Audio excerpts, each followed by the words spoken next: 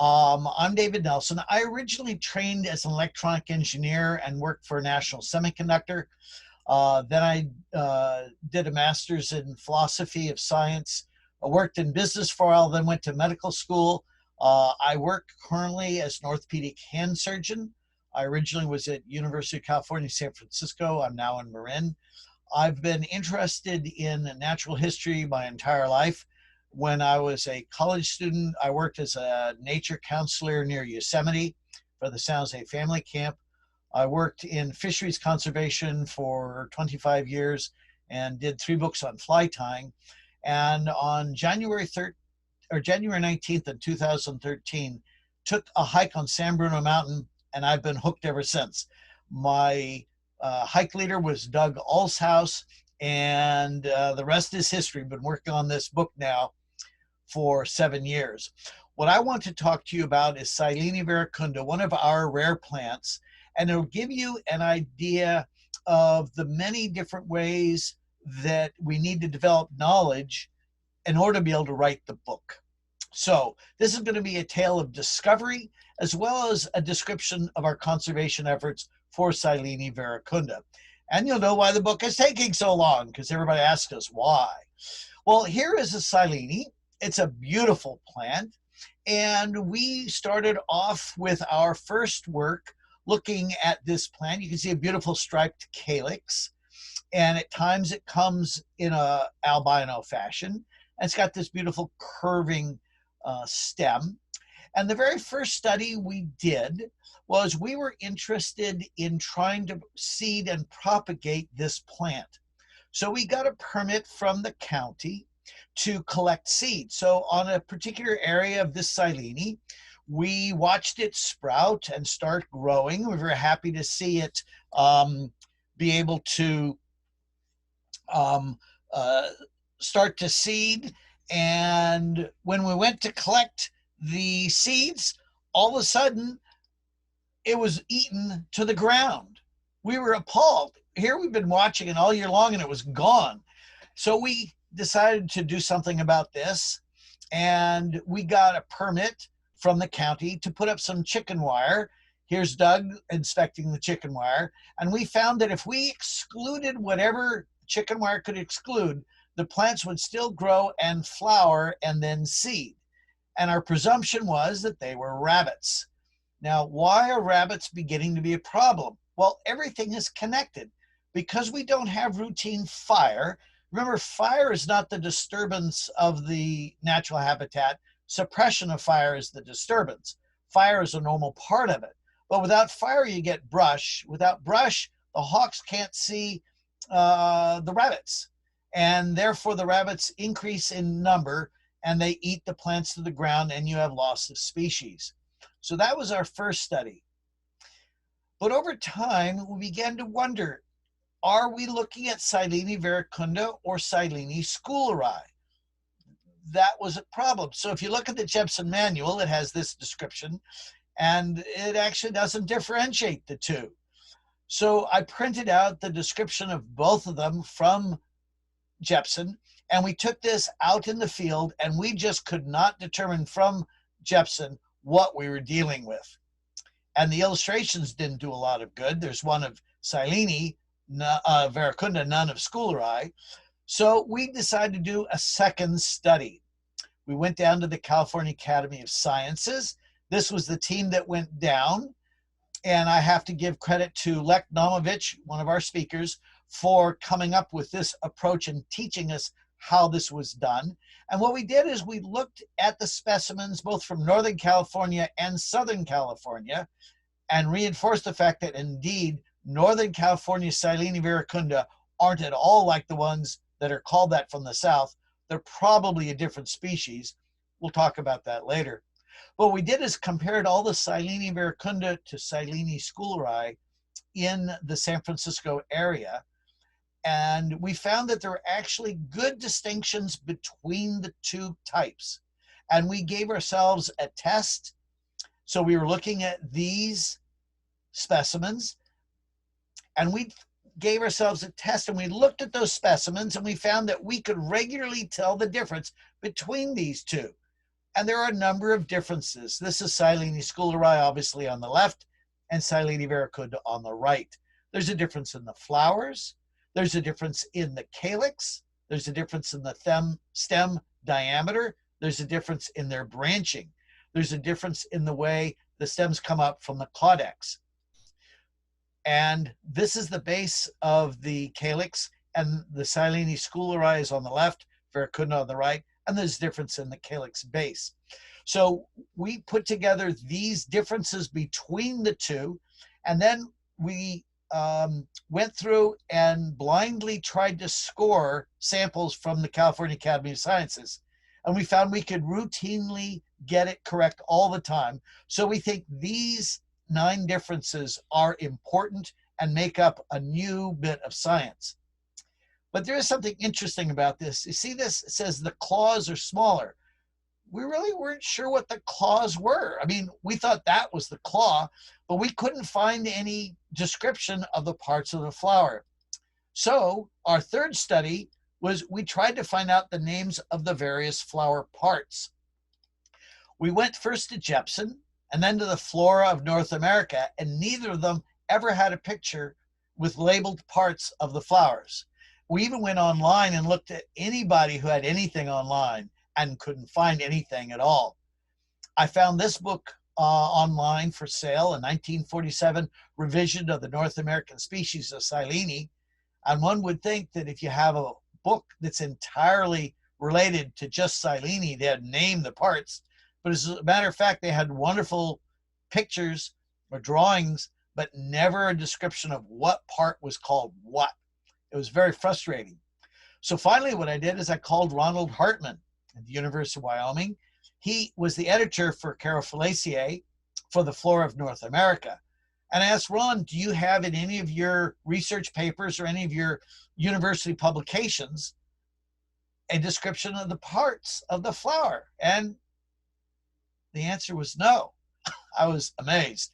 So what I did is some reverse engineering. I went through Hitchcock's book and looked for a plant description that had an exaggerated structure of one sort or another, and then looked at the picture and found out what was unusual in the picture and decided that's what it was that we're talking about.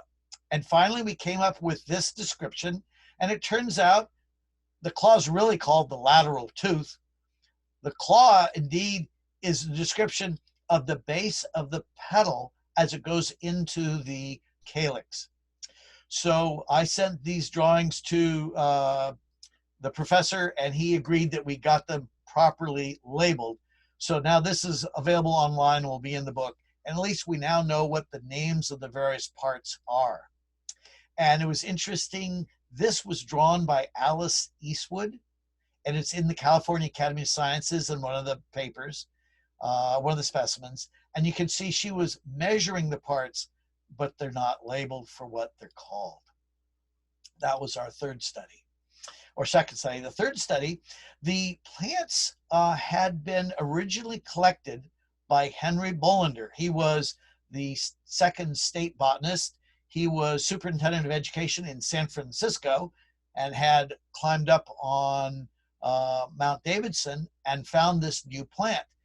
He sent them to Asa Gray at the Harvard Herbarium. Asa Gray is to the East Coast, what Jepson is to the West Coast. And this is the actual specimen that was sent. And I'm going to blow up some of the labels down below. Here it says, California, collected by H.N. Bolander in 1860, and either it didn't get filled in or it got erased. We know now from other correspondence it was 1862. It's from the Gray Herbarium at Harvard. It is the type specimen, so we know this, it was picked by Bolander and was the actual specimen sent for identification. And here it says type specimen, Silene verecunda, S. Watts. S. Watts is Sereno Watson. He took over from Asa Gray at Harvard, and he was the one who described this in 1875. In this paper, Revision the Genus Ceanothus and Description of New Plants with a Synopsis of the Western Species of Silene. And here is Silene verecunda's original description. And you'll see at the last lines, collected by Bolander, on rocky hills near Mission Dolores. We don't know from this, but we know from other work that Bolinder did, that the place he found them was Mount Davidson. So if what we had been studying was Silene schooleri, we wondered, where's the Silene verecunda? And that was our fourth study. So a number of us, including Doug Alshouse and Mark Susterich, went up and down many different ridges looking for Silene verecunda. And we talked to people who had studied under Elizabeth McClintock, such as David Schooley and Mark Susterich, went to where they thought they found it, and on our hands and knees crawled around, and we couldn't find it at all.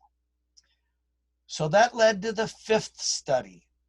Now, the common name for Silene are catchfly because of these sticky glands on the plants.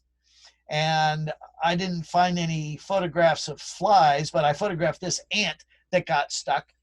And I remembered when we were at the California Academy, stuck on the stems because of the sticky glands were seeds. And I got permission from the California Academy of Sciences. We harvested some of these seeds, and this was our fifth study. And to get a seed to sprout, the whole seed needs to be functional. But if the seed has a single living cell, by tissue culture, you can grow them. So we sent them to Valerie Pence at the Cincinnati Zoo Botanical Garden, whose specialty is tissue culture of rare plants that you can't grow by seeds or cuttings. And this was fairly expensive. It was $1,500 that we funded ourselves. And we were not able to find any viable seeds. You have to remember, a herbarium is not a seed bank. They're not trying to preserve anything alive. In fact, they're trying to kill everything alive so the insects don't eat the plants. While this was going on, something big happened. On April 10th in 2016, we got a phone call from our friend Mark Susterich. He had studied at San Francisco State and had been on the mountain with Elizabeth McClintock. And he called and said, I found two of those plants. So Doug rushed out with him, and this was the very original Silene verecunda refound by Mark. And Doug and he found 36 plants. And they phoned me, and they like laughing at this picture. I rushed out from my office and with leather-soled shoes tried to climb up on the rocks. It does not work. We found 82 plants. Subsequent to that, Mark, who has been very good at finding rare plants on the mountain, found another area where there was some Silene verecunda. So we currently have approximately 180 plants. And this is our sixth study. That what we do annually, we go out and we count the plants, we measure the stalks for height, we count the flowers, seed heads, and the buds, and we've numbered all the plants so we can have an idea how long do they last, how do they change year by year. So this was how we measure the height. This is from a sister study we're doing on Mount Davidson. So we photograph them, measure the height, and then we've put stakes into the ground and we've labeled individual plants. So that's the sixth study. And we also now are trying to do some seeding experiments. So Doug is standing up on the rock wall, and the middle picture shows we're trying to create a little level area, and this is looking down. We're trying to plant Silene, but with no good results so far. So our seventh study on Mount Davidson, which, remember, it's the type location. It's where the plants were originally found. Under the direction of Randy Ziebel, who is with San Francisco Parks, and with the help of Denise Louie, who is a CNPS member and a Urban Buena chapter member, we are working on the conservation of the Silene on Mount Davidson. In this year, actually it was last year, we haven't done the count for this year, only 4 plants were left at the type location. Randy has been working on propagation for a number of years. They have a lot of plants in their nursery. And so this year we outplanted some plants. So our general program now is we're counting the plants, measuring the stalks, counting the flowers, seed heads, and buds, numbering the plants. And for our 8th study, we're now outplanting. We outplanted 5 plants back in December. They're doing quite well. They have borne flowers and they're setting out seeds. We also tried a seeding experiment, and just like on San Bruno Mountain, not a single one grew. These are the wires to protect the plants from rabbit predation based on our earlier experience on San Bruno Mountain. And we found in the first week when they put them out, when we did not protect them, 2 of the plants were nibbled back quite a bit. They have since recovered. Our 9th study on Silene verecunda. Tommy Stoughton is a PhD currently in New Hampshire. And with Denise Louie and myself, we're planning a DNA study of the plants. Remember, I said before when we were at the California Academy of Sciences, the Silene verecunda from Southern California don't look at all like ours. Tommy Stoughton has also noticed this in previous publications, and he figures that they're misnamed, and the only way to settle this is to do DNA. So we're gathering DNA of plants. We're also doing a common garden study. What this means is we're collecting seeds from 4 specific areas of the Central Coast, and we're going to grow them in a single garden so that the differences between the plants are not environmental, but just due to DNA. And we'll try to get an idea of the morphometry or morphological characters of the 4 different groups of Silene verecunda. And these groups come from San Bruno Mountain, Mount Davidson, Presidio, and Swanton. And the 10th study that we're doing, we call the Central Coast Silene verecunda Study Group, and Denise Louie is helping me with this and being very instrumental in making this go. I'm more helping her sometimes. But these are 4 Central Coast areas that have Silene verecunda, which we want to find out how they're doing. As we know, Mount Davidson only has 4, and it turns out down in Swanton, they don't have any group of more than about a dozen plants. So it's highly threatened in all of these locations. And we need to be monitoring them and seeing how they're doing, or we're not going to be able to preserve this species. So thank you very much. That is my presentation on Silene verecunda.